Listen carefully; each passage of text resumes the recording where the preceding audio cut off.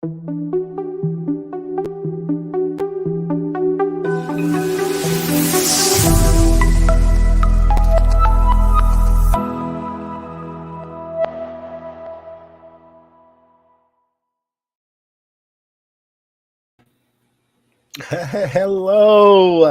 welcome to the Fool's Journey. What's happening? Oh, I've got Yogi Satya up, and I'm supposed to have Brian up. I was wondering. I was like, I'm not the host, am I? You're the guest. We'll meet you in a little bit. Hang All on, right, let me bring Get Brian up. ready for the night, man. Hey, what's up? What's Back happening? again, man. Monday again. Holy criminy. I can't even believe it. I had no idea I had the wrong guy up, waiting to go. But how you doing, man? Welcome. I'm doing pretty darn good, man. It's been a really crazy, over-the-top week since last we met, and it is just nuts, man. The way that life is following the absolute card-by-card fool's journey for me. In 1,000 years, I would have never expected this to be the case, man. I thought it was an opportunity to show you how to read, and maybe a few more people along the way through this thing. Yeah. And, I never in imagined years expected that it would be like this crazy magical event for me. It's amazing. It's awesome. And I don't know if anyone else has gotten a single thing out of it, but I'm like getting this like You know what? I think it's I'm glad I'm not charging.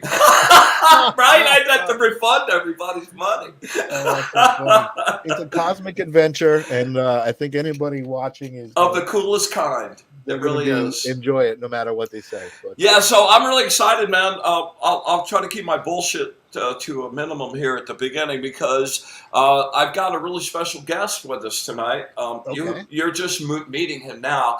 You introduced him as Yogi Satya. He in fact is. I wound up meeting him. I guess about a year ago now at this Tibetan bowl meditation meeting I do every Friday morning, and just a phenomenal group of people and a whole different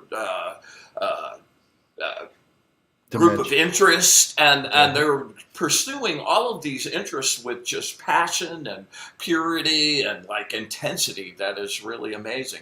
So I wound up I've been looking for a yoga instructor for a long time, and I talked to a bunch of people. I just never really felt it. And as I got to know Satya, he's a no bullshit guy, man. It's just like, boom, here it is, man. Boom, awesome. Here it is, which delights me. And especially if I'm looking for somebody that's a teacher, I need somebody that's going to be able to kick my ass because I'm a brutally difficult person to teach. So, anyway, we got to talking, and I listened to his philosophy about his yoga and the number of different, the thing about me is like I put together so many pieces of different disciplines that I've sampled and loved over the years that it's just kind of my own little cosmology now, and it pulls from lots of different influences and lots of different experience in different directions, but basically it's my own construction now. And Satya did the same thing with his yoga, which is just amazing. And as I sat there and talked, my eyes were getting bigger. And me, man, I less than half of me looks at a body, a physical body. Everything else, I'm looking at the energy out the there. light and the energy. Yeah, and as he's talking about it, it's like, whoa. That's awesome. And then the very first session that we had, he set up a little FaceTime thing, and I'm watching the way I've watched other instructors teach, and they'll do really difficult things, but the energy that's happening on their body is not like flowing. It's like this, it's like somebody's, and everything that Satya did was like this, Right. This smooth like wind and like a wave, it was awesome. Nice. So as I watched that circulate around his body, I was like, wow, okay, this is the dude to go with. There you go. Awesome. I'm excited to meet him, and I'm happy actually that he's local. Jilly's here, and she said, is he local to you? And he's local in New York to us. Jilly, you should definitely hook up, man. Yeah. Definitely hook up. And I got to give props to Jilly, man. Jilly is kicking fucking ass. Amazing, right?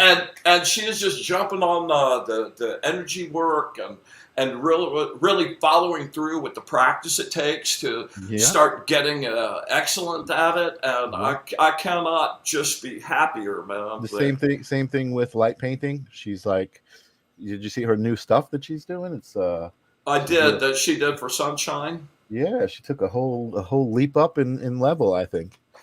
Yeah. You know? So I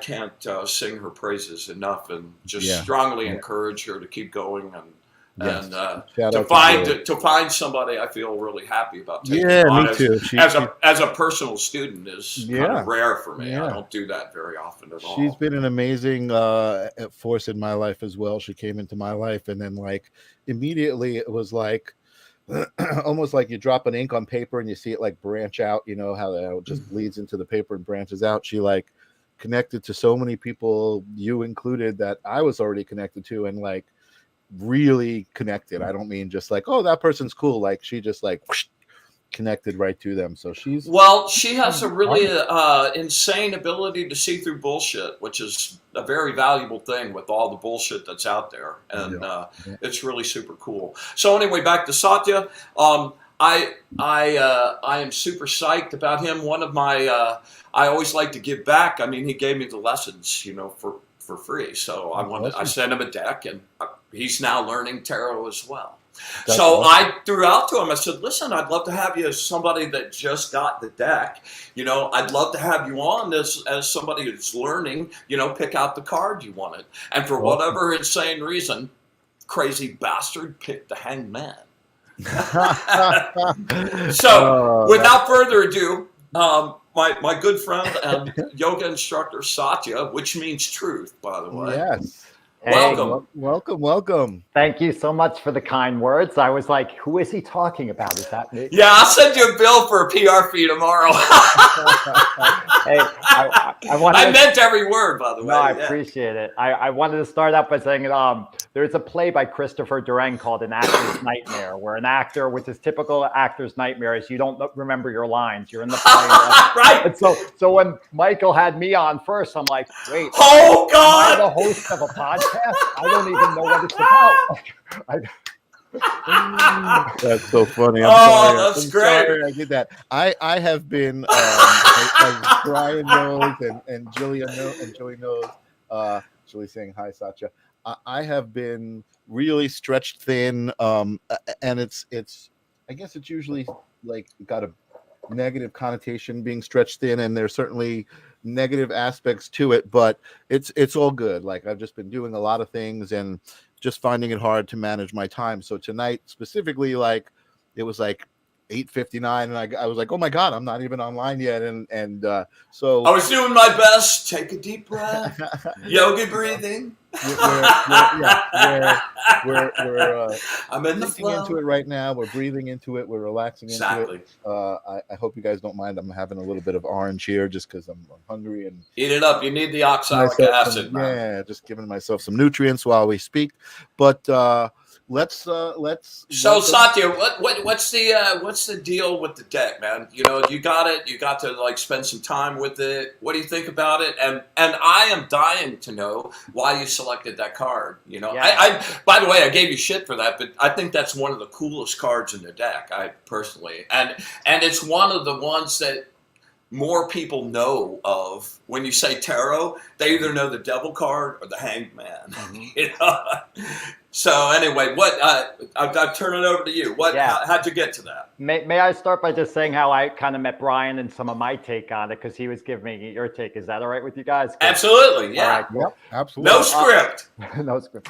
So I was in an Osho is a mystic. If you haven't heard of him, look him up. Right? Very radical mystic and stuff. And I was in a group with Osho people, and I was commenting. I'm a kind of challenge the norm, even in the alternative people. I challenge them.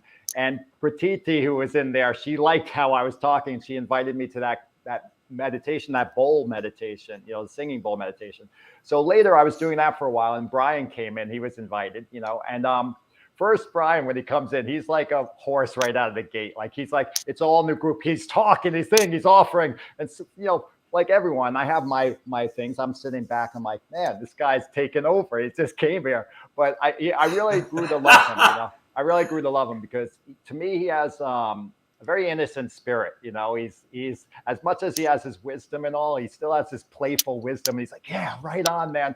And we kind of connected, and he asked me about yoga. We talked, and again, we just connected on a lot of philosophical things. And it doesn't mean that everyone has to have the same principles or ideas, because if you do, they say if two people are the same in a relationship, you don't need one of them, So, I appreciate him, and he says he's a difficult student. He's an awesome student. He's very ready to learn and excited, and it's fun to have. So I just wanted to give you some props also. Thanks, appreciate it. Awesome. Yeah. So great, awesome. Thank you. Oh, so about the deck, my only real interaction with tarot stuff was Osho's Zen tarot deck, which I like. It's very consciousness. It's a little less so. I was a little overwhelmed by the deck because there's so many different things and different, you have the runes and this, and I was like, and I was looking through the book and I liked reading the different things, but I still feel a little, in deep water with the tarot deck, but yeah. Well, how do you feel about that particular card? Did you? Yeah. So when I read your commentary on it, one thing was that let me see if I can see what you said. Boom, boom. Just how this thing really questions, like in this card, it said how it really, like everything's turned upside down. And soon you start having, start questioning all where you've been, what it is, what's real, what's not. Like, that's how I took it. And there's a lot in my life I've had that experience, I wouldn't necessarily call it a mystical experience. Like I saw Brian's first cat where he teleported and stuff. It wasn't quite that dramatic, but I've come to really connect with the witness mind, shall we say, in very brief. I can go on longer if we want. And all of a sudden, my whole reality slightly changed, and I started seeing that, I can still get caught up, and I still do, unfortunately, in the nonsense of the ego's identification and the arguments of this. But there's a part of me that's always watching and seeing it as not totally real, Yeah. And so I'm still an asshole in the moment, but there's a part of me that's not an asshole. Right? Right. Yeah. So that card though really shook things up, because just like what we look about what's going on in the world, we can say, like, when I started looking at news and seeing stuff that wasn't actually accurate, what was going, or fact checks, and I actually look up the facts and I go, wow, it seems like everything I believed about history, about this, about what the roles of these organizations are, I'm like, this is not real. So that can already disturb someone. Now imagine if all of a sudden you started thinking my very own thoughts are not necessarily real or valid. They're just thoughts coming in. If I identify with them, I believe they're real. I believe they're me. But if you have a perspective that that's not really the case, it can be very disorienting, but there's something magical in that disorientation as well. Yeah. Well, the thing about the Hanged Man is that on the Fool's Journey kind of road that we've been on, right? Each card leads to the next, leads to the next, leads to the next, and we're coming off of number 11, Lust, which is like this absolute pure primal fire, man, like just this intensity about going after whatever you're doing, your orgasm or your work or whatever it is. And that week, I got absolutely obsessed with this whole puzzle thing. Like, I couldn't fucking sleep. I was like, I was going out to the cemetery again. Was like driving. So at the end of Lust, you come to the Hanged Man, and the Hanged Man is the stop.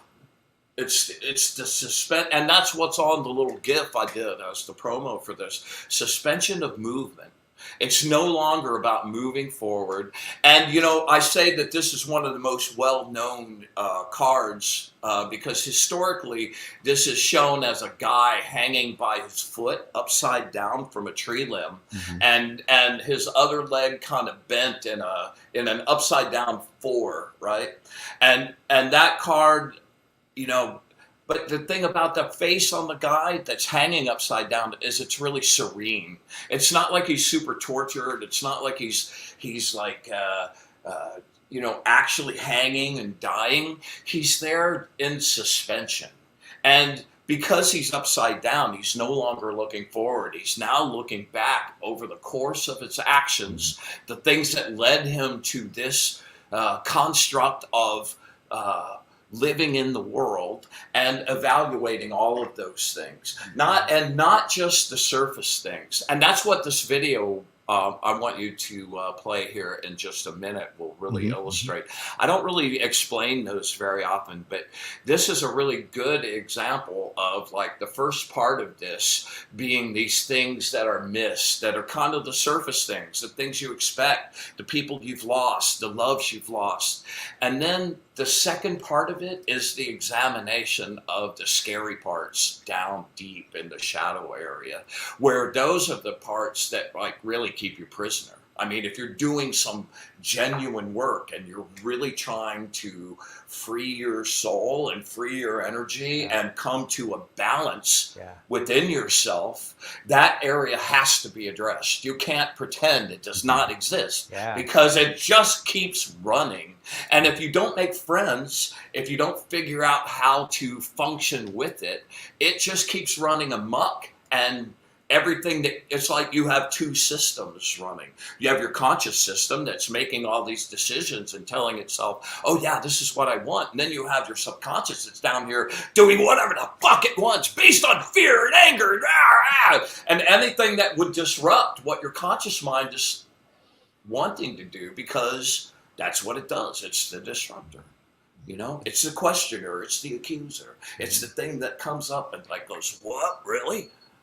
And it's also the part of you that actually does magic. Once your mind decides, okay, I'm going to take my energy, I'm going to form it, and I'm going to do this. The second you release it, the thing that actually does that is not your conscious mind. Everybody thinks, oh, I move things with my mind. No, you move shit with your subconscious. You move shit with your energy. You make things happen with your energy, not your physical body or your stupid brain.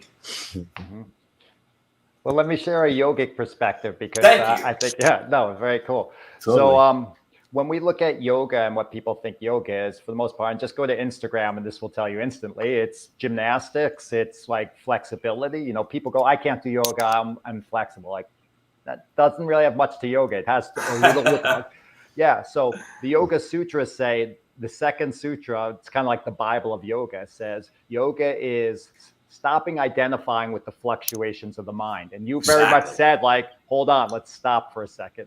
You know, so that sounded like kind of like hangman stuff a little bit. And so, you know, so if we're and now also what yoga is yoga is really not about touching your toes, but really about enlightenment, about self-realization, about understanding who you are. You know, so you talking about going down into the depths. Now, if you're a lot of people in spirituality want to just namaste and everything's love and light, you know, but once you stop the incense and ohms, how do you react in the world? So in spirituality, a lot of people are looking to like retreat to Bali or something. And I'm not saying I wouldn't want to do that. It sounds pretty nice, you know, be on the beach and it's beautiful, but that's like finding peace in a fishbowl. You know, if we're as human spirit expansions, we want to find peace in the ocean, not in a fishbowl. You know, so in the ocean, we got to look in all those darks and depths of our own challenges. And that's without going there, you're never going to actually know who you are to a grand. Hallelujah, brother. Couldn't have said it better. Wow. That's awesome. That's awesome. We should have you on the show all the time for this yoga. You should have him on the stream of consciousness. Seriously. Yeah. Oh, absolutely. Yeah. We'll talk so about that. One of the curious things about this, Satya mentioned runes on this.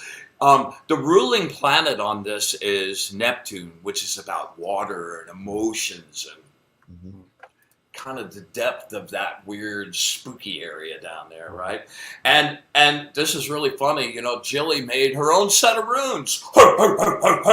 So the rune she pulled this morning was ice. It's the single like line, and it's about freezing of all useful activity for the moment. So it's like even the rune that's on the card, like reflects that moment as well. And what's really kind of super cool about the runes is that the legend is that the runes happened when Odin was hanging upside down by his foot for 7 days and wound up seeing the runes down in water in a pool of water below where he was, and he reached down and pulled the runes out, and that's how that happened, and that's how his magic Wow. actually That's awesome. manifested. So super cool. So Zim, Yes, sir. never mind. Talk to me, buddy. Talk to me. I'm here. I'm I was just gonna ask you, like, what your take on this is. If you've gone here on the Hangman at all, or I'm processing this because I think I'm just trying. I was I was trying to figure out what to say and what not to say, because there's a lot of stuff processing in my mind today. I was put into a situation that was pretty significant as far as like all of the things I've been thinking about and trying to figure out. And as I was talking earlier, being stretched so thin and trying to, trying to figure out, what's next for me. And I was faced with I guess you could say I was faced with a decision. I was faced with a feeling that was not acceptable to me, and so I need to decide how to respond to that feeling, and how to process the situation that it. See, I don't want to say too much. The situation that it governs and that surrounds it, right. But I do see the So you're in a suspension of movement as well.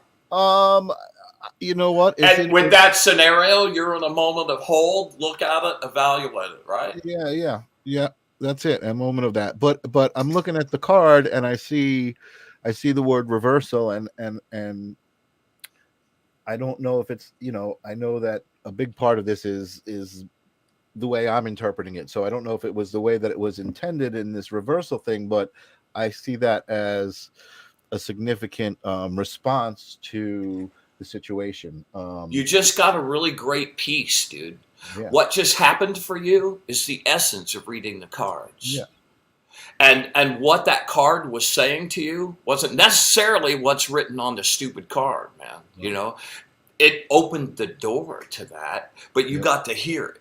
So please kind of like make a little mental like capture of that and go back to that. And when you hear those, trust those. Yeah. Because that's you talking to you, trying to tell you what the fuck to do in this when your brain is like, I think it's interesting because I think even the situation, even the whole thing really, I guess, came to be through a text message, right? I sent a text message and I got a response.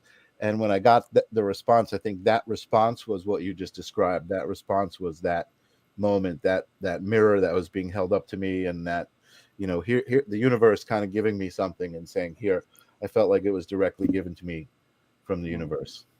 Hey, Michael, let me share another thing from yogic perspective on your situation. Cool. So one of the sutras, I call it the opposite George sutra in the Yoga Sutras. If you ever saw Seinfeld, there's the character George, who's a bit of a nebbish, and nothing ever works well for him, nothing with girls. And he goes, every instinct I've ever had is wrong. What would happen if I did everything the exact opposite of my instincts? And all of a sudden, everything goes well. Like he goes up to a girl and goes, hi, I'm George. I'm 30 years old. I'm unemployed and live with my parents. And then she like pushes a chair over and all of a sudden he's dating her and stuff like that. And there's a lot of funny things with that. So in that sutra, they say actually to maybe do the opposite or do different from your normal behavior. So say when any of us gets angry, our natural instinct based on fight or flight is either fight, run out. I'm out of here, man. Flight, or sometimes freeze, we get frozen. So what if instead of our typical, like say you always get in a situation where someone brings something up and you get pissed and you want to yell back, what if you did something the opposite? Maybe you even laughed, or maybe you said, That works so good. Or you say, that's so awesome. Let me hear more of what you think about me. Right. You know, how much you think Totally. I'm a jerk. Let me hear more. That's real. Right, I'm learning right, a lot right. about myself. You know, I hadn't considered that. Thank you. Yeah. And so just by, you know, and going back to what Brian said before about the freeze, about the pause, because we're so constantly being pulled into our instincts, which are based on survival more. And this is not a survival thing. This is not a saber-toothed tiger at you. You know, it's a person just saying something or a situation, you know. It's kind of interesting to freeze it and take a break. For me, a lot of in my practice also, that's really important. I call it creating the gap. And I think Osho has said this, if I'm plagiarizing or stealing, but it's really about trying to create a little space so you can see from a little wider perspective and not just be caught up in things, you know? Yeah. So if that's helpful for you in practice, you know, about taking that, I think you're already doing that, but about saying like, whoa, I need to, you know, actually you need to hook up with him, Zen. I swear. Yeah. Oh, absolutely. Where in New York are you? Well, I'm in actually New Jersey, right over the bridge, but where I work, literally one place is like a block away from the PATH train from Wall Street. When World Trade Center is two stops on a subway train, 1 block walk, you can take a class with me. And by the way, anyone watching this, if you're nearby or want I will invite you as my guest to a class. So you're welcome to come. And Michael, that goes with you also. Jilly, get there. Yeah. Maybe Jilly and I will take the train and we'll. I think that would just be a fantastic idea. You would benefit so much, man. Because he says he's a yogi. He's a wizard now. Yeah, totally. So let's play that video. Hangman video. Satya, I did right after I completed the deck, you know, the first 22 cards, Major Arcana. So, and there are a series of cards that go together in a whole plan of initiation. So I did, one of the things I did on the cards, the Major Arcana cards, is I took the name of the card, ciphered that into numerology, and then made that into the intrinsic musical sequence that name is. Wow. So each one, I did 22 kind of like, I don't even know how, I guess their electronica is my best. There are lots of influences of different genres, and I did a song for each card based off of that sequence. So this is the one we're going to look at now that I did for the Hanged Man, based off of the Hanged Man sequence. So Satya, I don't know. I obviously you guys are just kind of recently connected, but you're becoming fast friends, and you definitely relate on a lot of things. I don't know if you know too much about Brian, but you are about to experience a whole other dimension. He can handle it. And by the way, anybody out there listening, if you have headphones, it's a really cool song to hear headphones because the mix is really good. Bounces all over and everything's all in really cool spaces. It's not particularly loud and like smack you in the face like Death was, but enjoy. Yeah. All right, here we go.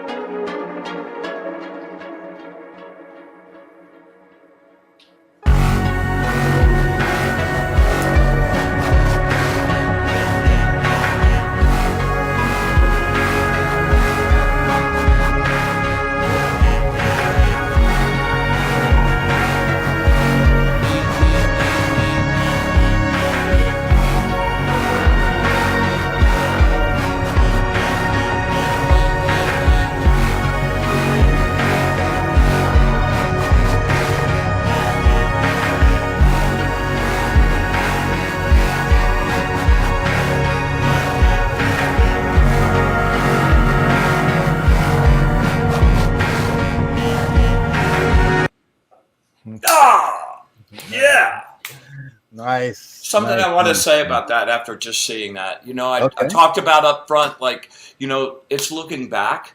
It's not just looking back at the shit that happened to you or the shit that people did to you or the things that you experienced. It's looking, it's the number 12 card, which is the mirror image of the universe, which is the end of this road, which is 21. So they're like the mirror of that. The universe is going out infinitely.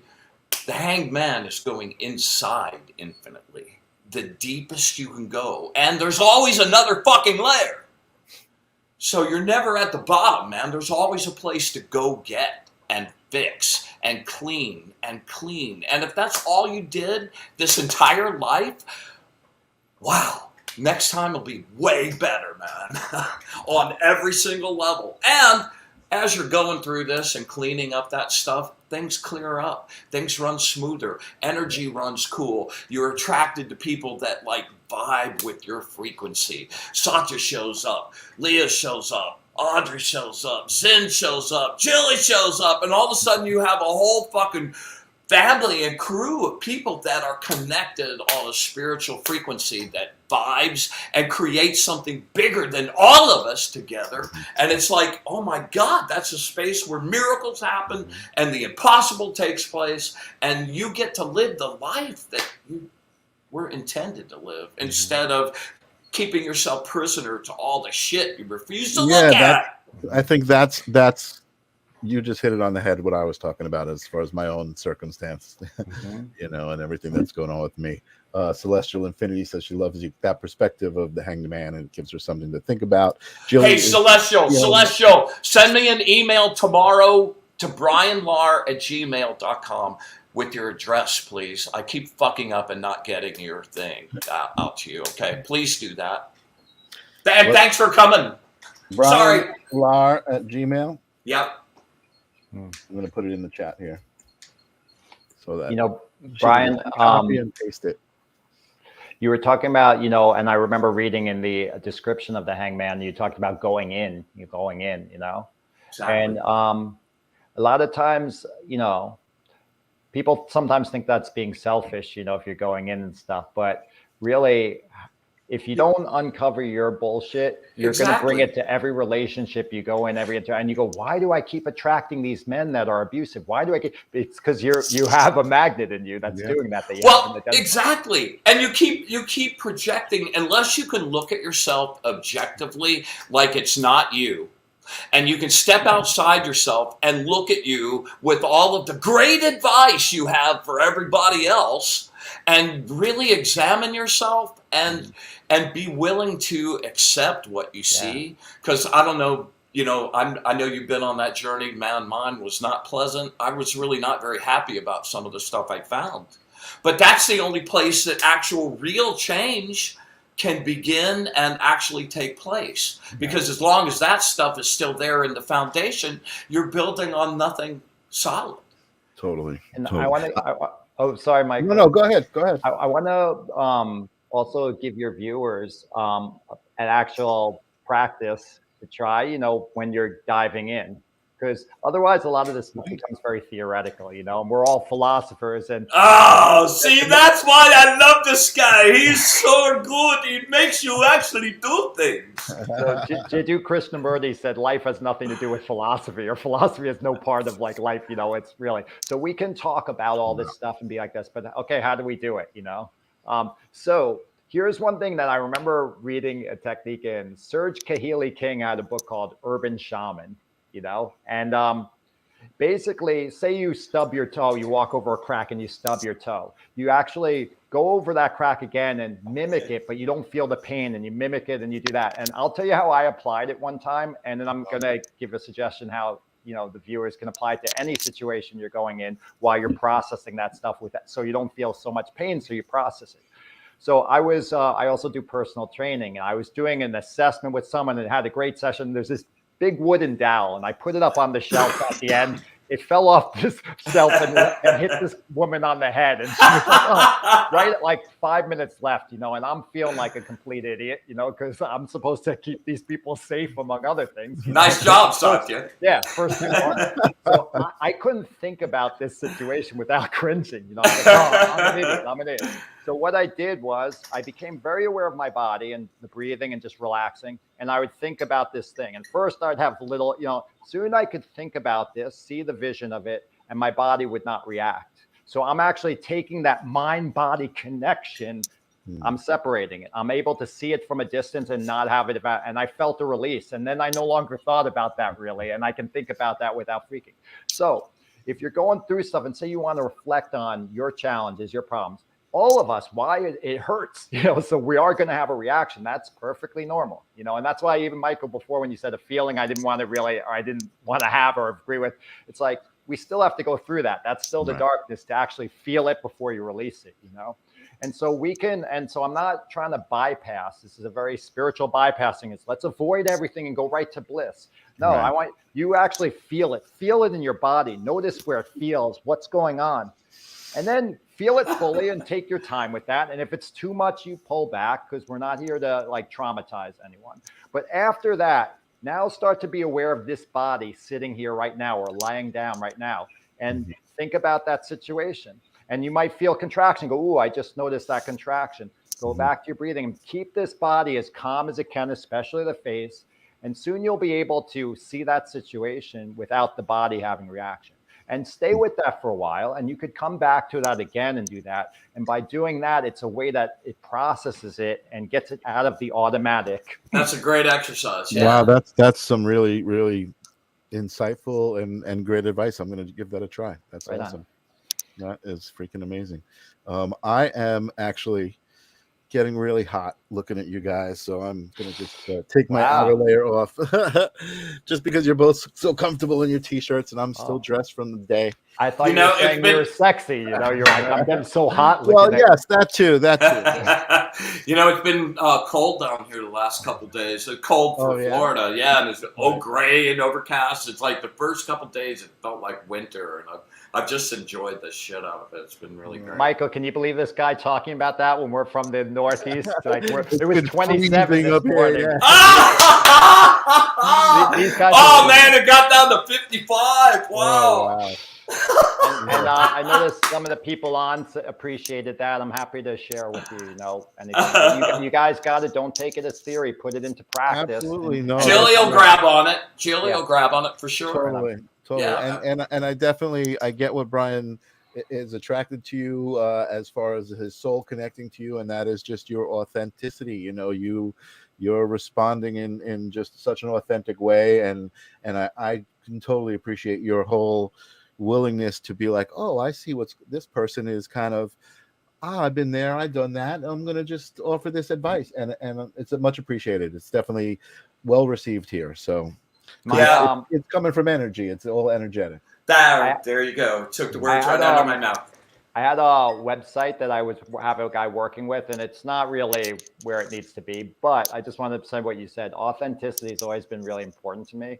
And I'm not saying I haven't delved into postures and costumes at times also, but so my tagline was, I remember when I was working with this guy and he wanted a very commercial tagline, like live to your full potential, he was doing that. And I was like, it's nice, it's just not hitting me. And I came up with, be authentic without apology, Awesome. And, totally. And Great it's about philosophy. being authentic, but also not apologizing to anyone for being authentic. You bump into someone, you could apologize, but not for expressing who you are and what you are and your energy. Not everyone's going to get it, but those who do, as Brian said earlier, you'll find your tribe. Your vibe will find your tribe. 1,000,000%. Is there a website where people can find you? Rebelyogi.com is that's perfect. Yeah. Also at Instagram, Satya Yoga Teacher. Rebelyogi.com right there if you want to. Yeah.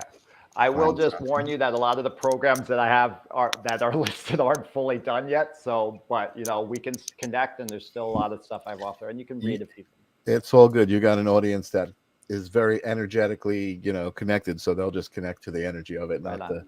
the actual words or state of completion. Thank you. Awesome. That's awesome.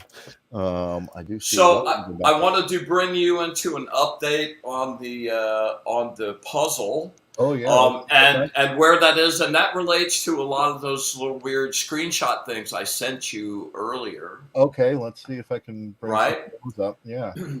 So, well, first of all, back to suspension of movement. My laptop, my computer, everything I had, like, stopped functioning about 3 days ago, and Okay. I kind of really freaked out. I did a little weird ritual and kind of brought the battery back a little bit, but my laptop is like, it's hanging on by a thread, and I like killed one of my monitors. The other one is like 75% there and about to go too. So Oh, geez. in a way, I kind of like just hit this,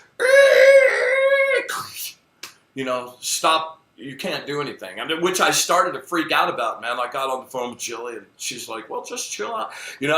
And she was right. It was like time to go out, and I like stepped back. I didn't talk to anybody. I just retreated back into my zone and took care of some magical stuff that needed some time that I hadn't been able to allocate that block of time to, and just disappeared for a couple days and went out. I didn't do anything else on this.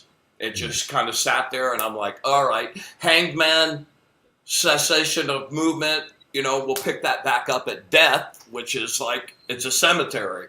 What could be more perfect, right? Wow. So, yeah.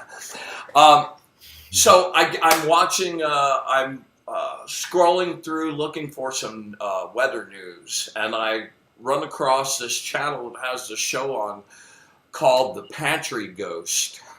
You ever heard of this thing? Mm-mm. The Pantry Ghost. This came out 11/21 today, 2007. And this became like an internet sort of sensation and wound up being something that kind of set the tone for like the tens of thousands of paranormal videos since then. And this thing was crazy, man. This guy like kept seeing his pantry door open in the morning. And he was like, what the hell's happening? Sets up a camera, and he winds up seeing the pantry door opening by itself. And then all of a sudden, he's like, he does that for a few nights. It keeps opening at exactly 12:34 a.m. Wow. So he decides to go down and start trying to interact with it. Long story short, you should look this up. And long story short, the pantry door had a piece of kind of frosted glass in it, so it wasn't super transparent, but you could see through it. And, Right. and at one point, the thing had its hands up on the glass, and he comes out from the side and puts his hands up from the other side on the glass on top of those hands, and the face comes up. Oh my God, dude, if it's a fake, it's the most amazing fake I've ever seen. Wow. And you open it up, and the closet door is only like the depth of a board, for a shelf. It's like not a deep pantry. It's just a little pantry closet. Right. So for whatever reason, I see this thing that first part of the movie says, in dedication to the spirit that this is about, please start watching this at 11:55. Wow. Mr. Holy Zims. moly.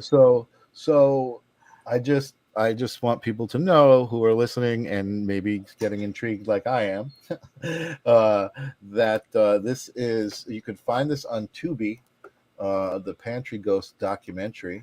Yes. And it looks like this is where you got those screenshots from, because it just started. No, playing. actually, I just put it on the TV and took some shots with my phone. Yeah, I don't want to go too far into this, but wow. Okay, so pretty crazy. So I'm not exactly sure. That just happened this morning. So Okay. I really haven't had time to like take Pantry Ghost. Yeah, there you go. Yeah, there you go.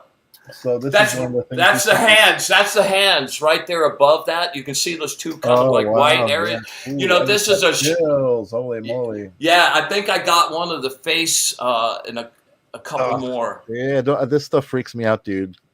This is gonna freak me out, and now No. I'm gonna have to watch this, and it's gonna freak me out. And it started on 11/21, which is amazing. today. Yeah, that's amazing. Wow. There you go. For the spirit in which this documentary was made, please start at 11:55. I guess I know what I'm doing tonight. Satya, the whole thing started with the number 55 and me doing some numbers for Zen, and it turned into this whole like monumental metaphysical puzzle, and it's just the craziest thing I've had a ride on in a very, very, very long time. So if you get a chance, last week's show was all through this, man. Dive in, see if you can solve it for me, man. I'm trying to figure it out. I did get one more piece. This comes down to, we left this off last week with I Am Real FCP, right? No, wait, hold on. No. You're going to turn the camera? Oh, there you go. Yeah.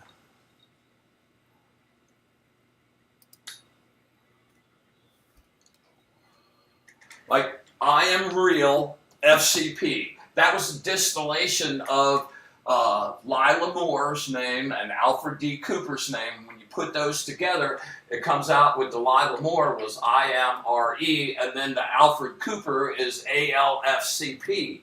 And then you stack those together, and the first line of it reads, I am real. Holy fuck. Okay, FCP. That adds up to 23, which is Zen's birthday. Okay, so I couldn't figure out what FCP meant. Anyone that's ever been in film production knows that FCP is Final Cut Pro, but I didn't think that was really very appropriate there. So I kept thinking about that, and the mirror thing, I love flipping the things. So I flipped it around to PCF and realized that my parent's name, my mother's name, was Carol Francis. So that's definitely part of that. And that adds up to all of my 21, 22, 29. It's crazy out the yazoo. It's like the universe is playing with me, and all of us. It's really like I love the way it just sucked everybody in together. I can't really believe it's actually happening, and it's just super fun. But what's important is you as the interpreter, because I wouldn't have seen this. Well, somebody was talking to me about that today, and this is happening all the time for all of us. It's just what level of awareness do you bring to seeing what's going on around you? Because you're getting signals and messages and energy flows are happening, and half of that's it.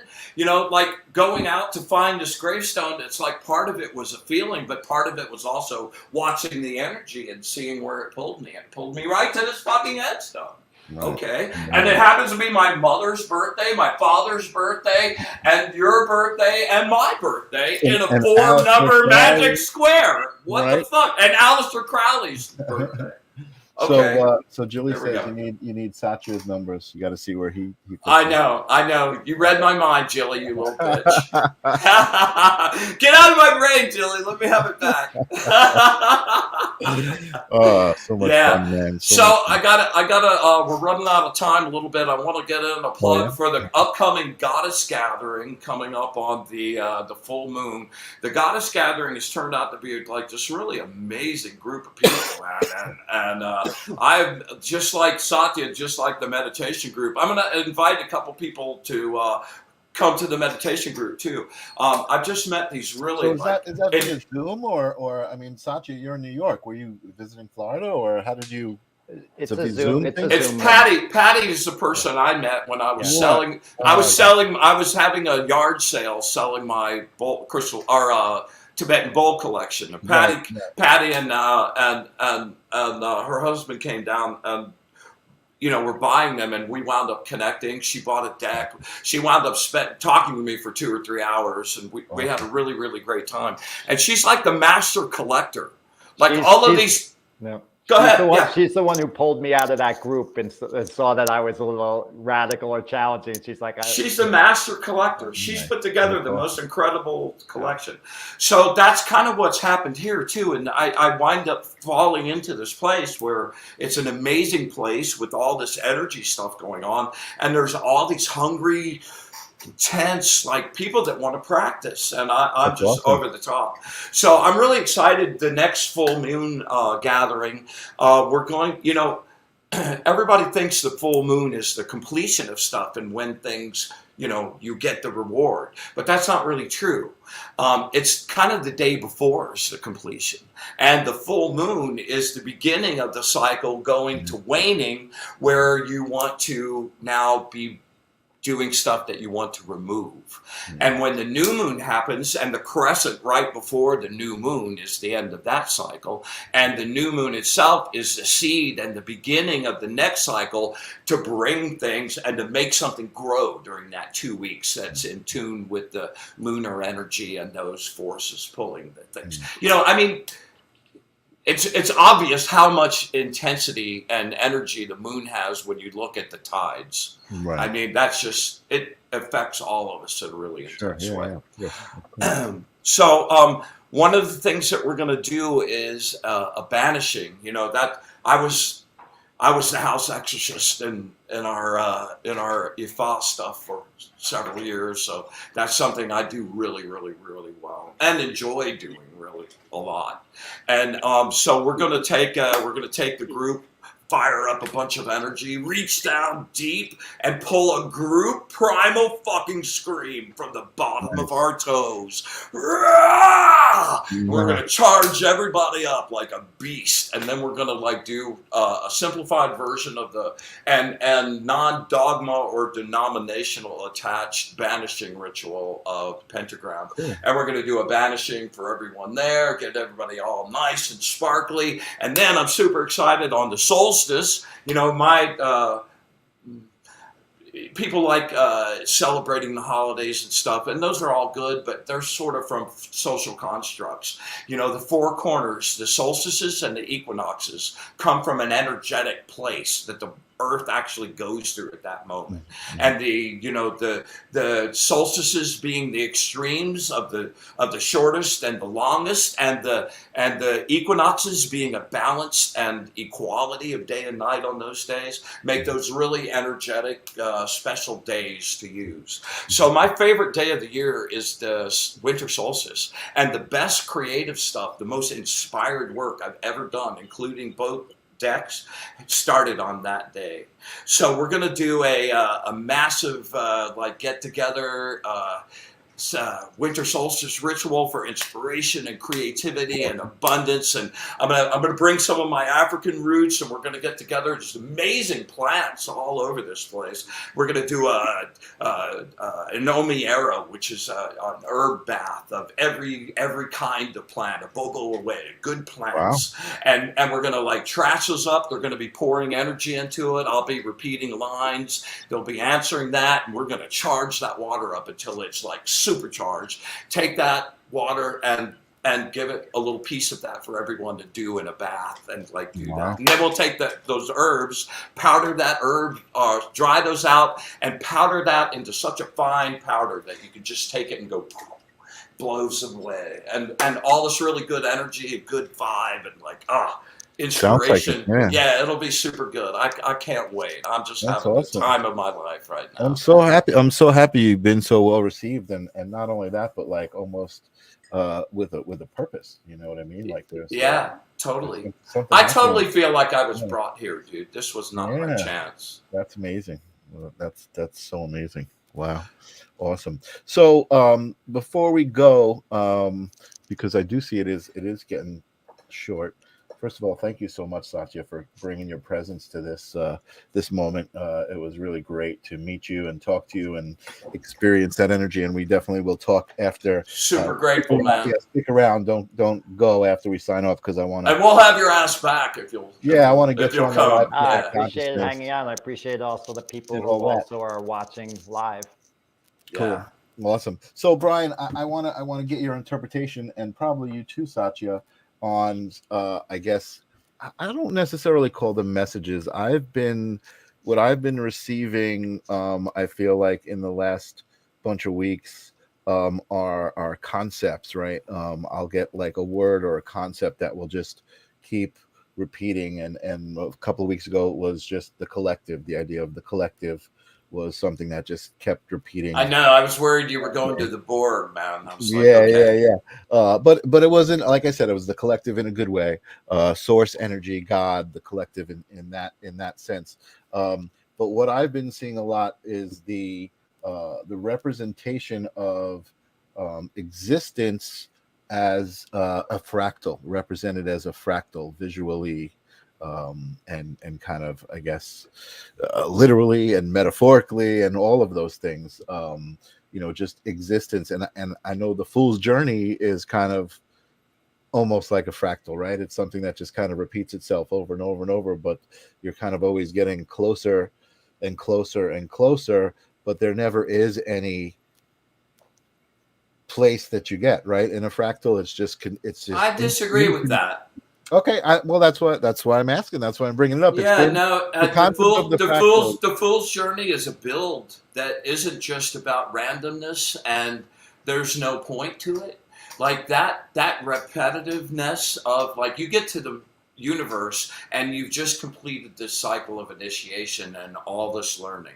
So now, what in essence you're going out into the world to, like, use that, but what in reality you're doing is going back to square one and starting a new fool's journey. But you're doing that fool's journey with all of this new information and all of this new learning, and there's nothing about that journey that's going to resemble the last one. And then that, at the end of that one, you're building on that one, you're building on that one, and building on that one, until you ultimately just achieve your dissolution into the light at the end. Well, a long time from now. Right, but you're saying, the next journey that you take looks nothing like the first one, but the similarity is the steps, right? The fool's journey is true. Those steps. So that's what I'm saying about the fractal. It's those same steps, but it's like, so in a fractal, you see the pattern, right? And you zoom in close and you're like, oh, wait, there's the shape I saw initially, but then you're zooming into it. And then all of a sudden you're in it and it's repeating. But that was the way I saw it. Like, I don't find a fractal random. I find it actually very, very precise and methodical almost, Yeah. I just had the image of a metaphor of, like, schooling. Say in high school, you have freshman, sophomore, junior, senior year. Then you go to college. Guess what? You become a freshman again, a sophomore, junior, senior, but it's a different experience because you're not the same person. Right. As is attributed to Heraclitus, you can't step in the same river twice. And that Satya, that very saying and that very concept has also been one of those things that has been repeating in my head. What a surprise. Over the last couple of weeks. Just like the whole idea of, as a human, we are that river, right? I am not the same Michael that I was when we started the show. You know what I mean? Even though that was an hour ago. So you're never even going to experience the same Michael twice, right? Yeah. Second to second. Yeah. And one thing just from Brian's deck that I appreciate that I learned was going through his guide and commentary, is that I didn't understand that the tarot was a journey, that each card, like the Fool, was journeying and learning each thing, and in a way, and I'm thinking of another metaphor, that all of us, every individual is a card, of the tarot, and each one of us, offers some growth and opportunities and chance, and we're each progressing in our different ways, and that by working together and flipping different things, we can actually enhance everyone's experience, because everyone has an aspect on that given day, on a given month, to learn that can be from you, from me, from anyone. So insightful and so perfect. And that actually, so apparently you haven't gotten the assignment from Brian to write your own Fool's Journey. You're supposed to take the Fool's Journey and kind of write your own version of it, explain it, how each piece ties into itself. But you actually just did that within that explanation itself, which is a fractal, which is amazing. My head is blowing up. Right? Awesome. Oh, amazing. I love it. Well, we certainly have conjured some amazing energy tonight. Yeah, great show, man. I really enjoyed your energy, Satya. Yeah, and for Jilly and anybody else. Jilly, Rick, Celestial. Bringing their energy to the table. We love it.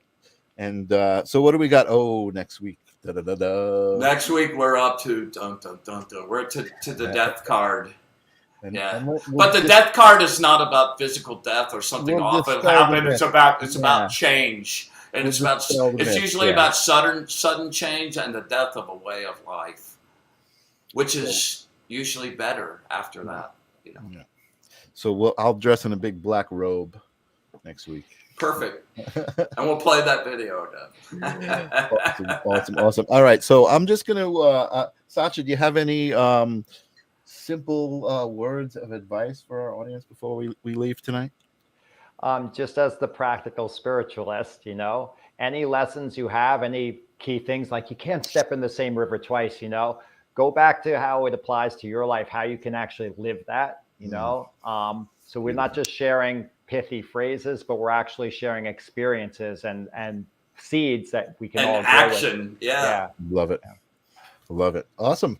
All right. Well, I'm going to say goodbye to everybody. Brian, you have anything you want to say before we leave? I'm really good. Thank you, everybody, for coming, and hope to see you next week. And Julie, keep up the good work, baby. You're amazing. Awesome. We'll see you guys next week. Peace.